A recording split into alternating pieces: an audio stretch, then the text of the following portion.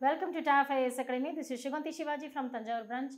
நம்ம போலீஸ்க்கு உண்டான எக்ஸாம் நோட்டிஃபிகேஷன் வந்துருச்சு. ஸோ இதுக்கு வந்து நம்ம ஸ்டாண்டர்ட் வைஸ் கிளாஸ் அப்படிங்கிறது பார்த்துட்டு இருக்கோம். ஸோ இன்றைக்கி பார்க்க போகிற டாபிக் என்னன்னு பார்த்தீங்கன்னா ஹிஸ்ட்ரி அப்படிங்கிற டாபிக் தான் பார்க்க போகிறோம். ஓகே, ஸோ இந்த ஹிஸ்ட்ரியில் 8th ஸ்டாண்டர்டில் இருக்கக்கூடிய 8th lesson, that means status of women, அதாவது காலந்தோறும் பெண்களின் நிலை என்னன்னு பார்க்க போகிறோம். ஓகே, ஸோ ஒன்லைனராக important questions, expected questions discuss பண்ண போகிறதுக்கு முன்னாடி ஓவரால் வந்து இந்த ஸ்டாண்டர்டில் என்னெல்லாம் சொல்கிறாங்க அப்படிங்கிறது ஒரு அவுட்லைனாக பார்த்துட்டு வந்துடலாம். ஓகே, ஸோ இந்த லெசனில் நம்ம என்ன பார்க்க போகிறோம்னு பார்த்தீங்கன்னா பழங்கால சமூகத்தில் பெண்களோட நிலைகள் என்ன இருந்தது, ஸோ மத்திய காலம், தட் மீன்ஸ் இடைக்கால இந்தியாவில் பெண்களோட நிலை எப்படி இருந்தது, ஸோ இந்தியாவோட சமூகத்தில் பெண்களுக்கு என்னென்ன சமூக தீமைகள் வந்து விளைக்கப்பட்டன, அதே மாதிரி சமூக தீமைகளை ஒழிக்கிறதுக்கு சமூக சீர்திருத்தவாதிகள் அவங்களோட பங்கு என்னன்னு பார்க்குறோம். ஸோ கல்வியின் மூலம் பெண்களை எப்படி விடுதலை அடைய வச்சாங்க, அதே மாதிரி சமூக சட்டங்கள் எந்த மாதிரினா போட்டு பெண்களுக்கு அதிகாரம் அளித்தாங்க அப்படிங்கிறது பார்க்க போகிறோம். ஓகே, ஸோ ஜென்ரலாக வந்து பார்த்தீங்கன்னா பெண்கள் அப்படிங்கிறது அவங்களோட நிலை அப்படிங்கிறது எல்லா காலகட்டத்திலையும் வந்து பார்த்திங்கன்னா ஒரே மாதிரி நிலை இல்லை. ஓகே, ஸோ அனைத்து காலகட்டத்திலுமே வந்து பார்த்திங்கன்னா ஈவன் ஒரு வட்டாரத்துலேயே வந்து பார்த்திங்கன்னா பெண்கள் சமமாக நடத்தப்படுவதில்லை. ஓகேவா, ஸோ அந்த மாதிரி பார்க்கும்போது முந்தைய வேத காலங்களில் பெண்கள் எப்படி மதிக்கப்பட்டாங்க அப்படிங்கிற மாதிரியும், ஆனால் அதில் வந்து பார்த்திங்கன்னா இந்த குடியேற்றம், தட் மீன்ஸ் கங்கை சமவெளி பகுதியில் குடியேற்றம் ஆனதுக்கப்புறம் பெண்கள் வந்து ரொம்ப மோசமான நிலையில் வந்துட்டு இருக்க வச்சாங்க. ஓகேவா, ஸோ இந்த மாதிரினா நம்ம பழைய காலத்துலேயே வந்து பார்த்திங்கன்னா முன்வேத காலம் சரி பின்வேத காலம் பெண்களோட நிலை என்ன அப்படிங்கிறது சொல்கிறாங்க. ஓகே, ஸோ அதே மாதிரி வந்து பார்த்திங்கன்னா நெக்ஸ்ட்டு சுதந்திரம் வாங்குற அவங்களுக்கு வந்து பார்த்திங்கன்னா இண்டிபெண்டன்ஸாக செயல்பட்டாங்கன்னு பார்த்தீங்கன்னா இண்டிபெண்டன்ஸாக செயல்படலை. ஓகே, ஸோ பல்வேறு விதமான சமூக பழக்க வழக்கங்கள் இது எல்லாமே பெண்களை ஒரு அடிமையாக தான் வச்சுருந்தாங்கன்னு சொல்கிறாங்க. ஓகே, ஸோ இதை வந்து சமூக சீர்திருத்தவாதிகள் சொல்லக்கூடிய இந்த 19ஆம் நூற்றாண்டில் பார்த்தீங்கன்னா நிறைய சமூக சமய சீர்திருத்தவாதிகள் இருந்திருப்பாங்க. ஓகேவா, ஸோ ஃபார் எக்ஸாம்பிள் ராஜாராம் மோகன் ராய்லேருந்து, கேஷப் சந்திரசன், ஈஸ்வரச்சந்திர வித்யாசாகர்லேருந்து, நம்ம ஜோதிராவ் பூலேலேருந்து, முத்துலட்சுமி ரெட்டி அம்மையார், அதே மாதிரி பெரியார், ஈவேரா, இவங்க தர்மமல் எல்லாருமே இந்த சமூக சீர்திருத்தவாதிகள் பெண்களோட மேம்பாட்டிற்காகவே ரொம்பவே போராடி இருப்பாங்க. ஓகே, ஸோ சதி ஒழிப்பு சட்டத்திலேருந்து விதவை திருமண சட்டம், ஓகே, ஸோ இந்த மாதிரி குழந்தை திருமணத்தை தடுக்கிறது, பலதார மனம் சொல்லக்கூடிய இந்த பாலிகாமி மேரேஜை வந்துட்டு அவாய்ட் பண்ணுறது, இந்த மாதிரி பல்வேறு சட்டங்கள் அப்படிங்கிறது தொடங்கணும்னு சொல்கிறாங்க. ஓகே, ஸோ இதில் சுதந்திர போராட்டத்தில் பெண்களோட நிலை அப்படிங்கிறது ரொம்பவே அதிகமாக பார்ட்டிசிபேட் பண்ணியிருந்தாங்க. ஸோ சுதந்திரம் வாங்கினதுக்கப்புறம் பார்த்தீங்கன்னா பெண்கள் வந்து எல்லா துறைகளுமே வளர்ச்சி அடைந்தாங்க. ஓகே, ஸோ இதுதான் நம்ம அறிமுக பகுதியில் சொல்லியிருப்பாங்க. ஸோ இந்த அறிமுக பகுதி மட்டும் இல்லாமல் பண்டைய கால இந்தியா, இடைக்கால இந்தியா, ஆங்கிலேயர் வருகைக்கு அப்புறமேலாம் வந்து பெண்களோட நிலை எப்படி இருந்துச்சு அப்படிங்கிறத டிஸ்கஸ் பண்ண போகிறோம். ஓகே, ஸோ இதில் பெண்களின் நிலையில் பண்டைய காலம் பார்க்கும்போது நம்ம ஏன்ஷியன்ட் இந்தியாவில் சிந்து சமவெளி நாகரிகம் பார்த்துருக்கோம். ஓகேவா, ஸோ அந்த சிந்து சமவெளி நாகரிகத்தில் வந்து பார்த்திங்கன்னா பெண்களை தெய்வமாகவே மதிச்சாங்க, பெண் கடவுளை வழிபட்டிருக்காங்க. இந்த சான்றை வச்சு பார்த்திங்கன்னா பெண்கள் எந்த அளவுக்கு மதிக்கப்பட்டிருக்காங்க அப்படிங்கிறது தெரிய வருது. ஓகே, ஸோ அது மட்டும் இல்லாமல் முன்வேத காலத்தில், தட் மீன்ஸ் ரிக்வேதிக் ஏஜ் சொல்கிறல, ஸோ அந்த இடத்துல வந்து பார்த்திங்கன்னா மனைவிகள் எல்லாமே போற்றுவதற்குரிய நிலையில் இருந்தாங்க அப்படிங்கிறத சொல்கிறாங்க. ஓகே, ஸோ இதை வந்து பார்த்திங்கன்னா எல்லா மத சடங்குகளில் எல்லாருமே பார்த்திங்கன்னா பெண்கள் அப்படிங்கிற பார்ட்டிசிபேட் பண்ணியிருந்தாங்க. இது எப்போன்னு பார்த்தீங்கன்னா பண்டைய காலத்தில் முன்வேத காலத்தில் இருந்த டைமில். ஓகேவா, ஸோ ஆனால் இது அப்படியே ரிவர்ஸாக வந்து பார்த்தீங்கன்னா பின்வேத காலங்கள் பெண்களோட நிலை அப்படிங்கிறது நல்லாவே மாற்றம் ஆச்சு அப்படிங்கிறத சொல்லுவோம். ஓகே, ஸோ பெண்கள் பார்த்தீங்கன்னா நிறைய சமூக அரசியல் ரீதியாக நிறைய விஷயங்களில் கட்டுப்படுத்தப்பட்டாங்க. ஓகே, ஸோ அவங்களுக்கு சதி அப்படிங்கிற பழக்கம், சதினா என்ன அர்த்தம், கணவன் இறந்ததுக்கு அப்புறமேல மனைவி என்ன பண்ணுறாங்க, அந்த தீயிலே என்ன பண்ணுறாங்க, இறையிலிடுறதா என்னன்னு பார்த்தீங்கன்னா சதி பழக்கம் அப்படின்னு சொல்கிறோம். ஸோ அது மட்டும் இல்லாமல் தந்தை வழி முறை பார்த்திங்கன்னா அது கடுமையாக ரொம்ப ஸ்ட்ரிக்டாக ஃபாலோ பண்ணாங்கன்னு சொன்னாங்க. பெண்களுக்கு வந்து கல்வி அப்படிங்கிறது மறுக்கப்பட்டது. ஓகேவா, ஸோ இது எல்லாமே நம்மளோட பண்டைய காலத்தில் பின்வேத காலங்களில் இருந்த பெண்களின் நிலை. ஓகேவா, ஸோ இதே மாதிரி பார்த்தீங்கன்னா இடைக்கால இந்தியாவில் வந்து பார்த்திங்கன்னா பெண்கள் வந்து பயங்கர மோசமான நிலையில் தான் ஃபேஸ் பண்ணாங்க. ஓகே, ஸோ சதி, பெண் சிசுக்கொலை, பெண் கருக்கொலை, அதேமாதிரி குழந்தை திருமணம், பலதரப்பட்ட மனம், இந்த மாதிரிலாம் பல்வேறு சமூக பழக்க வழக்கங்களுக்கு வந்து பார்த்திங்கன்னா இதனால் மக்கள், அதாவது பெண்கள் வந்து பாதிக்கப்பட்டாங்கன்னு சொல்கிறாங்க. ஓகேவா, ஸோ இதில் நம்ம இந்த இடைக்கால இந்தியாவில் வந்து பார்த்திங்கன்னா நம்ம முகலாய பேரரசன் அக்பர் அவர்கள் வந்து இந்த சதிமுறையை ஒழிக்கிறதுக்காகவே ரொம்பவே பாடுபட்டிருப்பாரு அப்படிங்கிறத சொல்லுவோம். ஓகே, ஸோ அது மட்டும் இல்லாமல் இந்த சூழ்நிலை இப்படி வந்து பெண்கள் வந்து இந்த மாதிரி கிரிட்டிக்கலான சுச்சுவேஷன் அனுபவிச்சுட்டு இருக்க இந்த காலகட்டத்தில் கூட நம்ம டெல்லி சுல்தானில் பார்த்துருப்போம். ஓகேவா, சார் நம்ம ரசியா சுல்தானா இருப்பாங்களா அவங்க, அதே மாதிரி ராணி துர்காவதி, சந்த் பிபி, நூர்ஜஹான், ஜஹனாரா, ஜிஜாபாய், மீராபாய், இந்த மாதிரி பல்வேறு பெண்கள் வந்து இந்த இடைக்கால இந்தியாவில் ஒரு விதிவிலக்காக செயல்பட்டாங்கன்னு சொல்கிறாங்க. ஓகேவா, ஸோ இந்த பெண்களோட நிலை அப்படின்னு பார்க்கும்போது அவங்க நடைமுறையில் இருக்கக்கூடிய தேவதாசி முறை மூலமாக ரொம்பவே அவஸ்தப்பட்டாங்க. ஓகேவா, ஸோ தேவதாசி முறை அப்படிங்கிறத பின்னாடி பார்ப்போம். ஸோ அதே மாதிரி விதவைகள் மறுமணம் பண்ணுறது வந்து பார்த்தீங்கன்னா வந்துட்டு அவங்க அனுமதிக்கலை இந்த இடைக்கால இந்தியாவில். சதி வழக்கம் அப்படிங்கிறது ரொம்பவே ப்ராக்டிஸ் பண்ணாங்கன்னு சொல்கிறாங்க. ஸோ மெயினாக பார்த்தீங்கன்னா இந்த இடைக்கால இந்தியாவில் ராஜபுத்திரர்கள் இருக்காங்களா, ஸோ ராஜபுத்திரர்கள் வந்து பார்த்திங்கன்னா ஜவஹர் அப்படிங்கிற முறையை ஃபாலோ பண்ணாங்க. ஓகேவா, ஸோ இந்த ஜவஹர் அப்படிங்கிற முறை என்னன்னு பார்த்தீங்கன்னா நம்ம ராஜபுத்திர அந்த போர் வீரர்கள் இருக்காங்களா அவங்க தோற்று போயிட்டாங்க அப்படின்னு பார்த்தீங்கன்னா அவங்களோட மனைவி மற்றும் மகளை வந்து பார்த்தீங்கன்னா கைப்பற்றியவர்கள் வந்து மிக மோசமான நிலையில வந்து அவங்களை வச்சுக்கிறதும் அவங்களை அவமதிக்கிற மாதிரி செயல்களை ஈடுபடுத்துவாங்க. ஓகே, ஸோ அந்த மாதிரி மிஸ்யூஸ் பண்ணுறதுனால வந்து பார்த்தீங்கன்னா இந்த ராஜபுத்திரர்கள் அவர்கள் வந்து பார்த்தீங்கன்னா இறந்ததுக்கு அப்புறமேல அவங்களோட மனைவியும் மகளும் என்ன பண்ணுறாங்க, தாமாகவே தீயில எறிகிறதா என்னன்னு பார்த்தீங்கன்னா இந்த ஜவுஹர் அப்படிங்கிற முறை. ஓகேவா? ஸோ இதில் இப்பேற்பட்ட காலகட்டத்தில் தான் நம்மளோட இடைக்கால இந்தியாவில் பெண்களின் நிலை அப்படி இருந்துச்சு. ஓகே, ஸோ இந்த மாதிரி காலகட்டங்களில் கூட பெண்களுக்கு கல்வி அப்படிங்கிறது மறுக்கப்படலை. ஓகேவா? ஸோ இப்போ இடைக்கால இந்தியா எக்ஸாம்பிளுக்கு பார்த்தீங்கன்னா பெண்கள் வந்து பொதுவாக குழந்தை பருவத்தில் பெற்றோர்களும் கல்வி கற்றுக்கிட்டாங்க. ஓகே, ஸோ இந்த ஜமீன்தார்கள்லாம் இருப்பாங்க. ஸோ அவங்க வந்து இந்த ராஜபுத்திர தலைவர்கள்னால் பார்த்தீங்கன்னா தன்னுடைய மகள்களுக்கு வீட்டிலே வந்து ஆசிரியர் வர வச்சு பாடம் கற்பிக்கிறது, இந்த மாதிரி முறையை வந்து பார்த்தீங்கன்னா நம்ம இடைக்கால இந்தியாவில் ஃபாலோ பண்ணியிருக்காங்க. ஓகே, சப்போஸ் சமூக தீமைகள் சொல்லக்கூடிய இந்த சதி அந்த மாதிரி விஷயங்களில் விதவை மறுமணம் மறுக்கப்பட்டதுலேருந்து பலதரப்பட்ட மனம் அப்படிங்கிறது நடைமுறைப்படுத்தி இந்த விஷயங்கள்லாம் இருந்தாலும் கல்வி அப்படிங்கிறது இடைக்கால இந்தியாவில் மறுக்கப்படவில்லை. ஓகே, ஸோ நெக்ஸ்ட் ஆங்கிலேயர்களின் காலம். அப்போது இந்த பிரிட்டிஷ் வந்த டைமில் வந்து பார்த்தீங்கன்னா பிரிட்டிஷ் அரசாங்கம் நிறைய நல்ல விஷயங்களை பண்ணியிருப்பாங்க. ஏன்னா இந்த 19ஆம் நூற்றாண்டில் நிறைய பார்த்தீங்கன்னா சமூக சீர்திருத்தவாதிகளோட பரிந்துரையின் மூலமாக நிறைய சட்டங்களை வந்து நிறைவேற்றியிருப்பாங்க. ஓகே, ஸோ அப்போ 19th சென்ச்சுரி ஆங்கிலேய வருகையில் வந்து பார்த்தீங்கன்னா பெண் கல்விக்கு அதை வந்து ஸ்ப்ரெட் பண்ண ரொம்பவே வந்து என்ன பண்ணாங்க, கடுமையாக உழைத்திருப்பாங்க. ஓகே, ஸோ மறுமணம் விதவை மறுமணத்தை வந்து ஊக்குவிக்கிறதுலேருந்து குழந்தை திருமணத்தை தடுக்கணும் அப்படிங்கிறதுலேருந்து ஒருதார மனம், தட் மீன்ஸ் பலதார மனம்னா பல திருமணம் செய்கிறத வந்து தடுக்கிறதுலேருந்து அதே மாதிரி நடுத்தர வர்க்க பெண்கள் தொழில்கள் எல்லாத்துலேயும் வந்து பார்ட்டிசிபேட் பண்ண வைக்கிறதுக்கு இந்த மாதிரி பெண்களோட மேம்பாட்டிற்காக இந்த ஆங்கில வருகைக்கு அப்புறம் வந்து பார்த்தீங்கன்னா நிறைய பெண்கள் மேம்பாட்டிற்காக நடைமுறையில் நிறைய விஷயங்கள் நடந்திருக்கு. ஓகே, ஸோ அது என்னென்னு பார்ப்போம். ஸோ ஃபர்ஸ்ட் ஒன் பார்த்தீங்கன்னா 1819 1819 கல்கத்தாவில் முதலாக பெண்களுக்குன்னே சிறார் அமைப்பு ஒன்று ஏற்படுத்தப்பட்டது. எந்த வருஷம்? 1819 பெண்களுக்காகவே பெண் சங்க சிறார் அமைப்பு அப்படிங்கிறது ஏற்படுத்தப்பட்டது. ஓகே, ஸோ இந்த கல்கத்தாவோட கல்வி கழக தலைவராக இருக்கக்கூடிய ஜேஇடி பெதுன் அப்படிங்கிறவர் பார்த்தீங்கன்னா 1849ஆம் ஆண்டு பெதுன் பள்ளி அப்படிங்கிறத துவங்கியிருப்பார். எதுக்காகன்னு பார்த்தீங்கன்னா பெண்களோட கல்வியை மேம்படுத்தணும் அப்படிங்கிறதுக்காக. ஓகே, ஸோ டேட்டாஸும் சொன்னோம்னா இதுதான். 1819 பார்த்தீங்கன்னா பெண்களுக்கான சிறார் அமைப்புங்கிறது கல்கத்தாவில் துவங்கியிருப்பாங்க. ஸோ அதே மாதிரி கல்கத்தாவோட கல்வி கழகத்தோட தலைவர் யார்? ஜேஇடி பெதுன் அப்படிங்கிறவர் 1849 இந்த பெண்களுக்காகவே 1849 பெதுன் பள்ளி அப்படிங்கிறத துவங்கியிருப்பார். ஓகே, ஸோ அந்த டைமில் வந்து பார்த்தீங்கன்னா 1857 பார்த்தீங்கன்னா சார்லஸ் வுட் கல்வி அறிக்கை. ஓகேவா? ஸோ நம்ம மேக்னா கார்ட்டா ஆஃப் எஜுகேஷன் இந்தியன் எஜுகேஷன் இந்திய கல்வியின் மகாசாசனம் என்று கருதப்படுகின்ற இந்த சார்லஸ் வுட் அறிக்கையில் வந்து பார்த்தீங்கன்னா பெண்களோட கல்விக்கு அதிக முக்கியத்துவம் கொடுத்துருப்பாங்க. ஓகேவா? ஸோ அது மட்டும் இல்லாமல் 1882 ஹண்டர் குழு. ஓகேவா? ஸோ இவங்க வந்து பார்த்தீங்கன்னா சிறுமிகளுக்கான தொடக்க பள்ளி நிறுவுறதோடு இல்லாமல் டீச்சர் ட்ரைனிங் ஆசிரியர்களுக்கான பயிற்சி நிறுவனங்களையும் துவங்கியிருப்பாங்க. ஓகே, ஸோ இது எல்லாமே வந்து பார்த்தீங்கன்னா ஆங்கிலேயர்கள் வருகைக்கு அப்புறம் நடந்த விஷயங்கள். ஓகே, ஸோ இது மட்டும் இல்லாமல் 1880களில் வந்து பார்த்தீங்கன்னா பெண்கள் வந்து நிறைய பல்கலைக்கழகங்களை நுழைய தொடங்கிட்டாங்க. ஓகே, ஸோ அது மட்டும் இல்லாமல் ஆசிரியர்களாகவும் மருத்துவர்களாகவும் என்ன பண்ண ஆரம்பித்தாங்க, விளங்க ஆரம்பித்தாங்கன்னு சொல்கிறோம். ஓகே, ஸோ 1914 வந்து பார்த்தீங்கன்னா மகளிருக்கான மருத்துவ சேவை அமைப்பு அப்படிங்கிறது செவிலியர்களுக்கு பயிற்சி வழங்குறதுக்காக நர்சிங்க்கு வந்து ட்ரைனிங் கொடுக்கறதுக்காகவே என்ன பண்ணுறாங்க, முக்கிய பங்காற்ற இருப்பாங்கன்னு சொல்கிறாங்க. Okay, so 1890s decay Karve அப்படிங்கிறவர் என்ன பார்த்தீங்கன்னா பூனாவில் பெண்களுக்காக பள்ளியை நிறுவியிருப்பார். ஓகேவா? ஸோ அது மட்டும் இல்லாமல் டிகே கார்வே அதே மாதிரி பண்டித ரமாபாய் இவங்க எல்லாருமே கல்வியறிவு மூலமாக தான் பெண்கள் வந்து விடுதலை வாங்க முடியும் அப்படிங்கிறதுக்காக ரொம்பவே தீவிரமான பயிற்சியை மேற்கொண்டிருப்பாங்க. ஓகே, ஸோ இந்திய மகளிர் பல்கலைக்கழகம் அப்படிங்கிறது யார் ஓப்பன் பண்ணியிருப்பாங்கன்னு பார்த்தீங்கன்னா டிகே கார்வே. ஓகேவா? ஸோ இவர் வந்து இந்திய மகளிர் கல்வி கழகம் பல்கலைக்கழகம் எந்த வருஷம்னா 1916 இனிஷியேட் பண்ணியிருப்பார். ஓகேவா? ஸோ இதே 1916 லேடி ஹார்டிங் அப்படிங்கிற ஒரு மருத்துவ கல்லூரியை டெல்லியில் தொடங்கியிருப்பார். ஓகேவா? ஸோ இது எல்லாமே நம்ம ஆங்கிலேய வருகைக்கு அப்புறமேல பெண்களோட நிலை எப்படி இருந்தது, அதுக்கு பெண்களின் மேம்பாட்டிற்காக என்னென்ன விஷயங்கள் பண்ணாங்க அப்படிங்கிறத பார்க்கணும். ஓகேவா?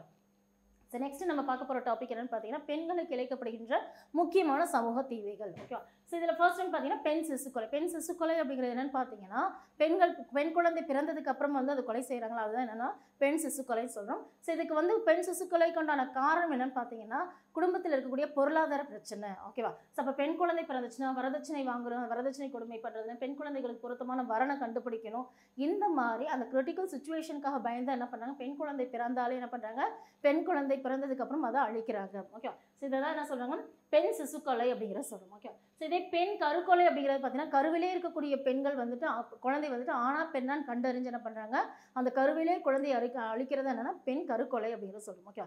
ஸோ இதெல்லாம் தடுக்கணும் அப்படிங்கிறதுக்காக அரசாங்கம் பல்வேறு சட்டங்களை போட்டிருக்கும். ஓகே. ஸோ என்னென்ன சட்டம் பார்த்தீங்கன்னா 1795 வங்காள ஒழுங்காற்று சட்டம் பிரிவு 21 போட்டிருப்பாங்க. 1802 ஒழுங்குமுறை சட்டம் அப்படிங்கிறதும் 1870s பார்த்தீங்கன்னா பெண் சிசுக்களை தடை சட்டம் அப்படிங்கிற மாதிரினா என்ன பண்ணியிருப்பாங்க, பல்வேறு சட்டங்கள் அப்படிங்கிறது நிறைவேற்றியிருப்பாங்க. ஓகேவா. ஸோ அப்போ இதில் குழந்தை திருமணத்தையும் தடுக்கிறதுக்காக பல்வேறு முயற்சிகள் மேற்கொண்டிருப்பாங்க.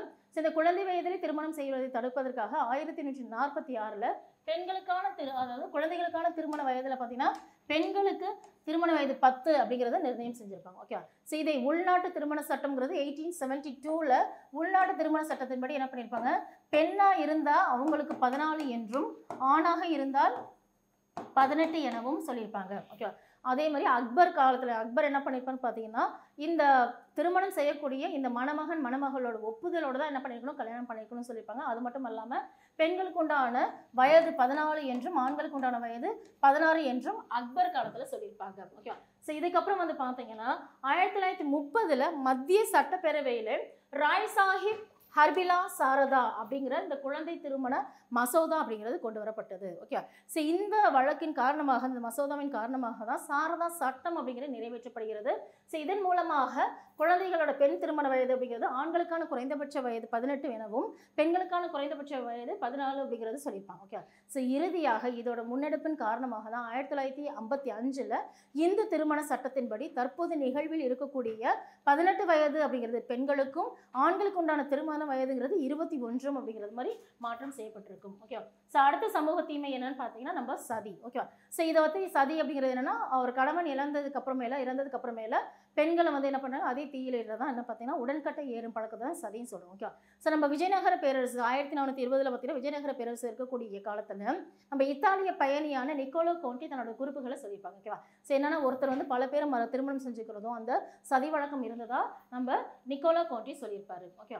ஸோ இதை ஒழிக்கணும் அப்படிங்கிறதுக்காக நிறைய விஷயங்கள் நடந்திருக்கும். ஓகேவா. ஸோ எக்ஸாம்பிள் பார்த்தீங்கன்னா நம்ம சமூக சீர்திருத்தவாதியான முன்னோடியாக இருக்கக்கூடிய ராஜாராம் மோகன் ராய் வாழ்க்கையில் நடந்த ஒரு கோரமான சம்பவம். அதாவது 1811 ராஜாராம் மோகன் ராயோட சகோதரரான ஜெகன்ராம் அப்படிங்கிறவர் வந்து பார்த்தீங்கன்னா அவர் இறந்ததுக்கு அப்புறம் கல்கத்தாவில் அந்த ஃபனரல் ஃபங்க்ஷன் நடந்துட்டு இருக்கும்போது இந்த இறப்பின் சடங்குகளை வந்து பார்த்தீங்கன்னா அவங்களோட அண்ணியை அந்த தீயில இடுவாங்க. ஓகே.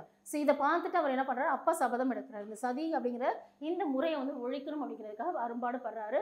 ஸோ இதற்காக பார்த்தீங்கன்னா பல்வேறு விஷயங்களில் வந்து பத்திரிகை மூலமாகவும் மேடைகள் மூலமாகவும் ராஜா ராம்மோகன் ராய் ஸ்பீச்லாம் பண்ணியிருப்பார். ஓகே. ஸோ இதுக்காக பல கட்டுரைகளை 1818 அதே மாதிரி 1820s நிறைய கட்டுரைகளும் எழுதியிருப்பாரு. ஸோ இந்த சதிங்கிற சட்டத்தை வந்து கொண்டு வரணுங்கிறதுக்காக இவர் ரொம்பவே போராடியிருப்பார் சொல்லுவாங்க. ஓகே. ஸோ அது மட்டும் இல்லாமல் ராதாகாந்த் தேவ் மற்றும் பவானி சரண் பானர்ஜி இவங்களும் பார்த்தீங்கன்னா தன்னோட கருத்துக்களை சொல்லியிருப்பாங்க. ஓகேவா. ஸோ இவரின் பரிந்துரையின் பேரில் அப்போதைய ஆளுநராக இருந்த நம்ம வில்லியம் பென்டிக் பிரபு அவர்கள் பார்த்தீங்கன்னா டிசம்பர் 4 1829 செக்ஷன் 17 ஓகேவா. ஸோ 17 படி என்னன்னா இந்த சதி ஒழிப்பு சட்டம் அப்படிங்கிறது நிறைவேற்றப்பட்டது. ஓகேவா. சரி, ரொம்ப ரொம்ப முக்கியம். நம்ம சதி ஒழிப்பு சட்டம்னாலே டிசம்பர் 4 1829 எந்த செக்ஷன் பார்த்தீங்கன்னா 17 படி நிறைவேற்றப்பட்டது. ஓகே.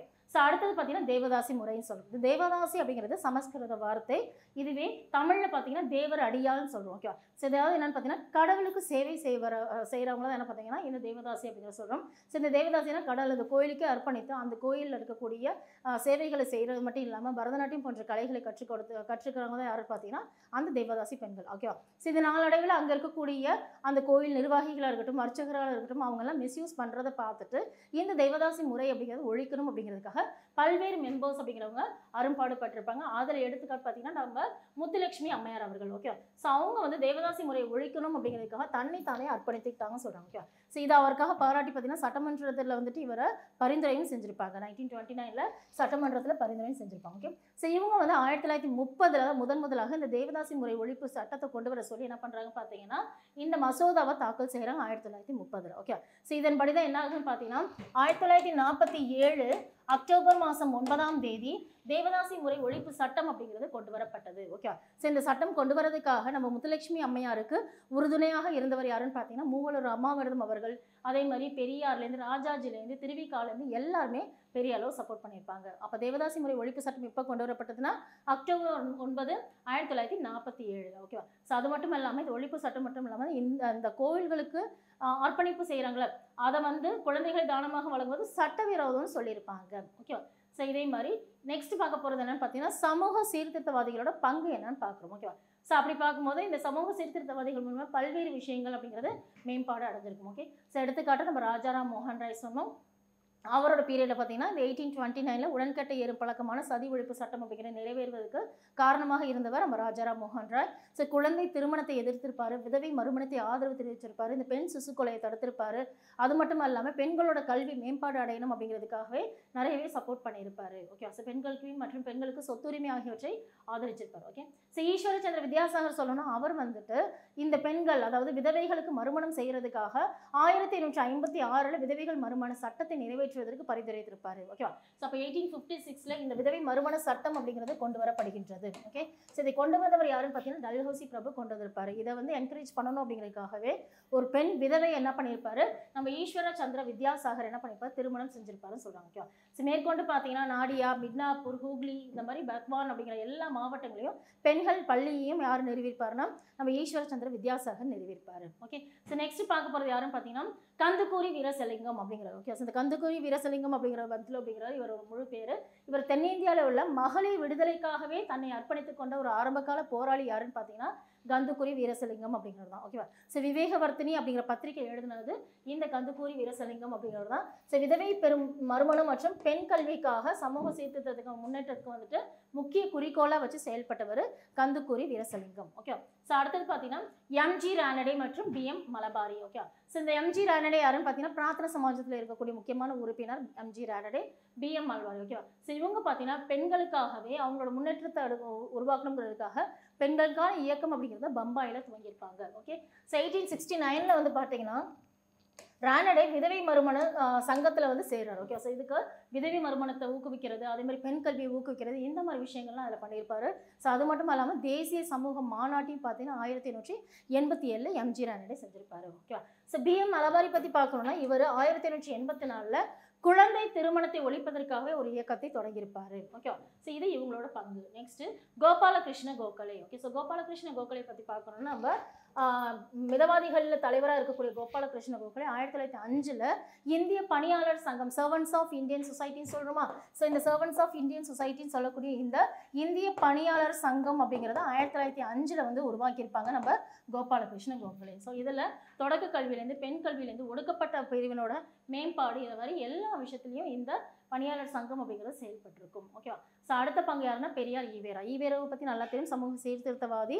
ஸோ பெண்களுக்கு வந்து பார்த்தீங்கன்னா பெண் ஏன் அடிமையானால் அப்படிங்கிற மாதிரி சொல்லியிருப்பார். ஓகேவா? ஸோ அவர் பெண் கல்வியிலேருந்து விதவை மறுமணத்திலேருந்து கலப்பு திருமணம் எல்லாத்தையும் ஆதரிச்சிருக்காரு பெரியார் அவர்கள். ஓகேவா? ஸோ இதில் பெண் சீர்திருத்தவாதிகள் அப்படின்னு பார்க்கும்போது இதில் ஆண் சீர்திருத்தவாதிகளாக இருந்து நம்ம ராஜாராம் மோகன் ராய் வந்து பிரம்ம சமாஜத்தை நிறுவியிருப்பார். ஓகே, ஸோ பிரார்த்தன சமாஜம் அப்படிங்கிறது வந்து பார்த்தீங்கன்னா 1867 வந்து பிரார்த்தன சமாஜம். ஓகே, ஸோ பிரம்ம சமாஜங்கிறது 1828 ராஜாராம் மோகன் ராய் நிறுவியிருப்பார். ஸோ பிரார்த்தனா சமாஜம் அப்படிங்கிறது ஆத்மராம் பாண்டுரங் அவர்கள் 1867 ஆரிய சமாஜம் அப்படிங்கிறது ஒரு மீட்பு இயக்கமாக 1875 வந்து பார்த்தீங்கன்னா இந்துக்களோட மீட்பு இயக்கமாக சுவாமி தயானந்த சரஸ்வதி வந்து உருவாக்கியிருப்பாங்க. ஓகே, ஸோ இதெல்லாம் ஆண் சீர்திருத்தவாதிகள் இருந்தாலும் பெண் சீர்திருத்தவாதிகள்னு சொல்லி பார்க்கும்போது பண்டித ரமாபாயிலேருந்து ருக்மாபாய், தாராபாய் ஷிண்டே இவங்க எல்லாருமே பெண் சீர்திருத்தவாதிகளாக இருந்திருக்காங்க. ஓகே, ஸோ பண்டித ரமாபாய் என்ன பண்ணுறாங்க பார்த்தீங்கன்னா 1889 சாரதா சதன். ஓகேவா? ஸோ இந்த சாரதா சதன் அப்படிங்கிறது என்ன பார்த்தீங்கன்னா விதவைகளுக்கான ஒரு இல்லம் தான் சாரதா சதன். 1889 துவங்கியிருப்பாங்க.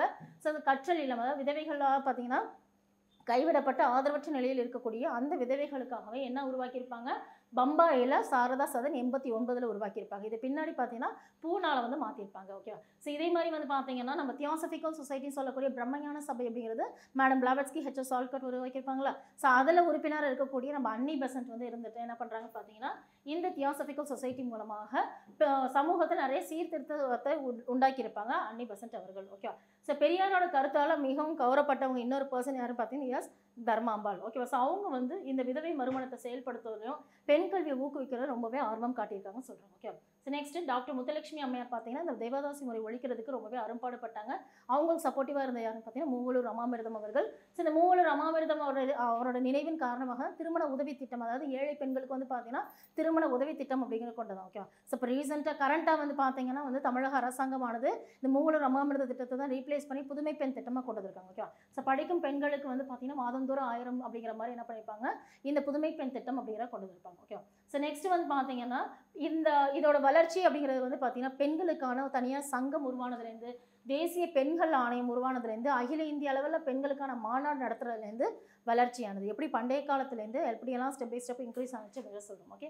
ஸோ நெக்ஸ்ட் விடுதலை இயக்கத்தில் பெண்கள் பார்க்குறோம். ஓகே. ஸோ விடுதலை இயக்கத்தில் பெண்கள் பார்க்கும் வீரமங்கை என்றும் தென்னிந்தியாவின் ஜான்சி ராணி என்று அழைக்கப்படுகிற யாருன்னு பார்த்தீங்கன்னா நம்ம வேலுநாச்சியார் அவர்கள். ஓகே. ஸோ அவங்க வந்து விடுதலை போராட்ட வீரராக இருந்திருக்காங்க. அது மட்டும் இல்லாமல் 1857ஆம் ஆண்டு பார்த்தீங்கன்னா நம்ம ராணி லக்ஷ்மி பாயிலேருந்து பேகம் ஹஸ்ரத் மஹால் இவங்க எல்லாருமே வந்து பார்த்தீங்கன்னா விடுதலை போராட்ட இயக்கத்தில் பெரும் பங்காற்றிருக்காங்க. ஓகே. ஸோ இந்த விடுதலை போராட்டத்தில் வெகுஜன தன்மையில் பார்த்தீங்கன்னா நிறைய வந்து என்ன பண்ணிப்பாங்க, ரோல் மாடலாகவே இருந்திருக்காங்கன்னு சொல்லணும். ஓகே. ஸோ நெக்ஸ்ட் ஒன் பார்த்தீங்கன்னா சுதந்திர இந்தியாவில் பெண்களோட பங்கு அப்படின்னு பார்க்கும்போது எல்லா பிளேஸுமே இண்டிபெண்டன்ஸ் வாங்கினதுக்கு அப்புறமேலே நம்மளோட எல்லா துறைகளுமே பெண்கள் அப்படிங்கிறவங்க முக்கிய பங்காற்றியிருக்காங்க. ஓகே. ஸோ சமூகத்துலேருந்து அரசியலேருந்து மருத்துவம், கலாச்சாரம், சேவை துறைகள், அறிவியல் தொழில்நுட்பம், இந்த மாதிரி எந்த ஒரு டிபார்ட்மெண்ட் எடுத்தாலுமே பெண்களோட பங்கு அதிகமாகவே இருந்திருக்கு அப்படிங்கிறத சொல்லணும். ஓகே. ஓகே. ஸோ இந்த பாக்ஸில் என்ன சொல்லியிருப்பாங்கன்னு பார்த்தீங்கன்னா என்னென்ன சட்டம் எதற்காக நிறைவேற்றப்பட்டதுன்னு சொல்லியிருப்பாங்க. ஸோ வங்காள ஒழுங்குமுறை சட்டம்ங்கிறது பிரிவு 21 1804 வந்து பார்த்தீங்கன்னா எதுக்காகனா பெண் சிசு கொலையை சட்டவிரோதமாக ஆக்கியிருப்பாங்க. ஓகே. ஸோ நெக்ஸ்ட் ஒழுங்குமுறை 17 அப்படிங்கிற 1829ங்கிறது என்னது சதி ஒழிப்பு சட்டம் அப்படிங்கிறத சொல்லுவோம். ஓகே. ஸோ விதவைகள் மறுமண சட்டங்கிறது 1856 விதவைகள் மறுமணம் செய்ய அனுமதிச்சிருக்கும். ஓகே. ஸோ உள்நாட்டு திருமண சட்டங்கிறது என்னன்னா 1872 குழந்தை திருமணத்தை தடை செஞ்சிருப்பாங்க. ஓகே. ஸோ நெக்ஸ்ட் சாரதா சட்டங்கிறது 1930 சிறுவர்கள் சிறுமிகளுக்கான திருமண வயது அப்படிங்கிற நிர்ணயிச்சிருப்பாங்க. ஸோ 14 அப்படிங்கிறது பெண்களுக்கும் 18ங்கிறது ஆண்களுக்கும் நிர்ணயம் செய்யப்பட்டிருக்கும். ஓகே. ஸோ தேவதாசி ஒழிப்பு சட்டங்கிறது 1947 தேவதாசி முறையை ஒழிச்சிருப்பாங்க. ஓகே. ஸோ நெக்ஸ்ட் வந்து பார்த்தீங்கன்னா இதோட வளர்ச்சி அப்படிங்கிறது நம்ம அரசியலமைப்பு உருவாகும் பொழுது அரசியலமைப்பு வந்ததுக்கு அப்புறமேல வந்து பார்த்தீங்கன்னா இந்த ஆண் பெண் எல்லாருமே சமமாக இருக்கணும் அப்படிங்கிறது வந்து பார்த்தீங்கன்னா பிரிவு 14. ஓகேவா? ஸோ அது வந்து சம வேலைக்கு சம ஊதியம் அப்படிங்கிற மாதிரியும் பிரிவு 14 சொல்லுவோம். அதாவது சட்டத்திற்கு முன் அனைவரும் சமம் அப்படின்னு பார்க்கும்போது ஆணாக இருந்தாலும் சரி பெண்ணாக இருந்தாலும் சரி எல்லாருமே சட்டத்திற்கு சமமானவங்க தான், அவங்களுக்கு சம வேலை வாய்ப்பு கொடுக்கணும் அப்படிங்கிறது பிரிவு 14 சொல்லுவோம். ஓகேவா? ஸோ இதோட வளர்ச்சி தேசிய கல்விக் கொள்கைங்கிறது 1986 புதிதாக தொடங்கப்படுதுன்னு சொல்கிறோம். ஓகேவா? ஸோ அதே மாதிரி மகிழா சமைக்கியா அப்படிங்கிறது பெண்களுக்கு அதிகாரம் அளிப்பதில் முக்கிய பங்காற்றிருக்கும் சொல்லலாம். ஸோ அப்படி பார்த்தீங்கன்னா உள்ளாட்சி அரசாங்கத்தில் 33% அப்படிங்கிறது பெண்களுக்கு உண்டான சமூக அரசியல் செல்வாக்கில் வந்து முன்னேற்றத்தை ஏற்படுத்தியிருக்கு. ஓகே. ஸோ அது மட்டும் இல்லாமல் ஜனவரி மாதம் 1992 என்ன உருவாக்கியிருப்பாங்க பார்த்தீங்கன்னா பெண்களுக்காகவே ஆணையம் அப்படிங்கிறத தேசிய பெண்கள் ஆணையம் அப்படிங்கிறத உருவாக்கியிருப்பாங்க. ஓகே. ஸோ இது எல்லாமே வந்து பார்த்தீங்கன்னா விடுதலை வாங்கினதுக்கப்புறம் பெண்களோட நிலை என்ன இருக்குது அப்படின்னு பார்க்கணும். ஓகே. ஸோ ஆல் ஓவர் இந்த லெசனில் ஃபுல்லாகவே வந்து பார்த்தீங்கன்னா பெண்களோட நிலை பல்வேறு காலகட்டங்கள் எப்படி இருந்துச்சு பார்த்தோம். ஸோ பண்டைய கால இந்தியா, இடைக்கால இந்தியா, அதே மாதிரி ஆங்கிலேயர் வந்ததுக்கப்புறம் என்ன மாதிரி இருந்துச்சு, ஸோ சமூக தீமைகள் என்னென்ன பிரச்சனைகள் ஃபேஸ் பண்ணாங்க அப்படிங்கிறதும் சமூக சீர்திருத்தவாதிகளோட பங்கு என்ன அப்படிங்கிற விஷயங்களும் பார்த்தோம். இதில் யாரெல்லாம் வந்து இந்த சீர்திருத்தத்தை கொண்டு வந்தாங்க, என்னென்ன சட்டங்கள் கொண்டு வந்தாங்க அப்படிங்கிறத பார்த்தோம். ஓகேவா? ஸோ இந்த லெசனில் ஓவரால் கன்சால்டேட் பண்ணி இருக்கக்கூடிய எல்லா இம்பார்ட்டன்ட் பாயிண்ட்ஸும் சொல்லிட்டேன். ஸோ இந்த மோஸ்ட் எக்ஸ்பெக்டட் கொஷின்ஸ்னு சொல்லியிருக்கோம்ல, ஸோ அதுக்கு உண்டான கொஷின்ஸை டிஸ்கஸ் பண்ணலாம். Shall we? Okay. Yes. The first question is சதி ஒழிப்பு. சதி ஒழிப்பு அப்படிங்கிறது எந்த வருஷம் வந்து பார்த்தீங்கன்னா 1829 டிசம்பர் மாதம் 4ஆம் தேதி. பிரிவு என்னது 17. ஓகே. சதி ஒழிப்பு. ஓகே. ஸோ நெக்ஸ்ட் விதவை மறுமண சட்டம். விதவை மறுமண சட்டம்ங்கிறது எந்த வருஷம் 1856. பரிந்துரைத்தவர் யாருன்னு பார்த்தீங்கன்னா ஈஸ்வர சந்திர வித்யாசாகர். நடைமுறைப்படுத்தியது யாருன்னு பார்த்தீங்கன்னா டல்ஹவுசி பிரபு. ஓகே. சதியை ஒழிக்க முயன்ற முகலாயர் யாருன்னு பார்த்தீங்கன்னா நம்ம அக்பர். இடைக்கால இந்தியாவிலே அக்பர் பார்த்தீங்கன்னா நம்ம சதியை ஒழிக்கிறதுக்கு முயற்சி செய்திருப்பாரு. ஓகே. ஸோ ராஜபுத்திரர்கள் பின்பற்றியது. ராஜபுத்திரர்கள் அப்படிங்கிறது ஜவஹர் அப்படிங்கிற சிஸ்டம் பயன்படுத்தினாங்களா? ஸோ ஜவஹர்னா என்ன சொல்லியிருக்காரு, ராஜபுத்திர போர் வீரர்கள் தோற்று போனதுக்கப்புறம் தன்னுடைய மகள் மற்றும் மனைவி வந்து அவங்க கையகப்படுத்துவாங்க. ஸோ அதுக்காக அவங்க ஜவஹர் அப்படிங்கிற முறை, தட் மீன்ஸ் அவங்களே தீயில வந்து எடுக்கிறதான்னு பார்த்தீங்கன்னா ஜவஹர் முறைன்னு சொல்லுவோம். ஓகே. சதியை ஒழித்தவர். ஓகே. சதியை ஒழித்தவர் யாருன்னு பார்த்தீங்கன்னா வில்லியம் பென்டிக் பிரபு. ஓகேவா? ஸோ சதியை ஒழித்தவர் யாருன்னா வில்லியம் பென்டிக் பிரபு. சதியை ஒழிக்க காரணமாக இருந்தவர் யாருன்னு பார்த்தீங்கன்னா ராஜா ராம் மோகன் ராய். ஸோ ஸோ கொஷின் நல்லா அண்டர்ஸ்டாண்ட் பண்ணிக்கோங்க. ராஜாராம் மோகன் ராய் அவர்கள் சதியை ஒழிக்க காரணமாக இருந்தவர். ஓகே. ஸோ இந்தியாவின் முதல் பெண் மருத்துவராக இருந்தது யாருன்னு பார்த்தீங்கன்னா டாக்டர் முத்துலட்சுமி ரெட்டி. முத்துலட்சுமி ரெட்டி தான் இந்தியாவின் முதல் பெண் மருத்துவர். ஓகே. ஸோ நெக்ஸ்ட் தேவதாசி ஒழிப்பு மசோதா எப்போ கொண்டு வந்தாங்கன்னா 1930 தேவதாசி ஒழிப்பு மசோதா கொண்டு வந்திருப்பாங்க. மதராஸில் தேவதாசி சட்டம் அப்படிங்கிற எப்போ நிறைவேற்றப்பட்டதுன்னா 1947 அக்டோபர் மாதம் 9 மதராஸில் தேவதாசி சட்டம் கொண்டு வரப்பட்டது. அடுத்தது விவேகவர்தினி பத்திரிகை. விவேகவர்தினி பத்திரிகை அப்படிங்கிறது பார்த்தீங்கன்னா கந்துக்கூரி வீரசலிங்கம். ஓகே. கந்துக்கூரி வீரசலிங்கம் பந்துலு அப்படிங்கிறவர் தான் ஒரு தொடக்க கால போராளியாக இருந்திருப்பாரு. ஓகே. ஸோ இந்திய ஊழியர் சங்கம் அப்படிங்கிற என்னன்னு பார்த்தீங்கன்னா சர்வன்ஸ் ஆஃப் இந்தியன் சொசைட்டி 1905 யார் உருவாக்கியிருப்பா? கோபாலகிருஷ்ண கோகலே அவர்கள் 1905 உருவாக்கியிருப்பாரு. ஓகேவா. ஸோ நெக்ஸ்ட் பிரம்ம சமாஜம். ஓகே. ஸோ பிரம்ம சமாஜம்ங்கிறது எந்த வருஷம்? 1528 ராஜாராம் மோகன் ராயில் கொண்டு வரப்பட்டது பிரம்ம சமாஜம். நெக்ஸ்ட் பிரார்த்தனா சமாஜம்ங்கிற எந்த வருஷம்னா 1867 ஆத்மராம் பாண்டுரங் அவர்களால் கொண்டு வரப்பட்டது என்னன்னு பார்த்தீங்கன்னா இந்த பிரார்த்தனா சமாஜம். ஆரிய சமாஜம்ங்கிறது 1875 வந்து பார்த்தீங்கன்னா சுவாமி தயானந்த சரஸ்வதி. ஓகேவா. ஸோ தயானந்த சரஸ்வதியால் கொண்டு வரப்பட்டது இந்த ஆரிய சமாஜம். ஓகேவா. ஸோ சாரதா சதன் அப்படிங்கிற அமைப்பு என்னன்னு பார்த்தீங்கன்னா இந்த விதவை பெண்கள் இருக்காங்கல்ல, இந்த விதவை பெண்களுக்கான ஒரு கற்றல் இல்லமாக தான் என்ன சொல்கிறாங்க சாரதா சதன் அப்படிங்கிற அமைப்பு 1889 கொண்டு வந்திருப்பாங்க. ஓகே. ஸோ ஃபஸ்ட்டு எங்கன்னா பம்பாயில் கொண்டு வந்திருப்பாங்க. இது என்னவா மாதிரி இருக்குன்னா பூனாவில் வந்து என்ன பண்ணிப்பாங்க ட்ரான்ஸ்ஃபர் பண்ணிப்பாங்க. ஓகேவா.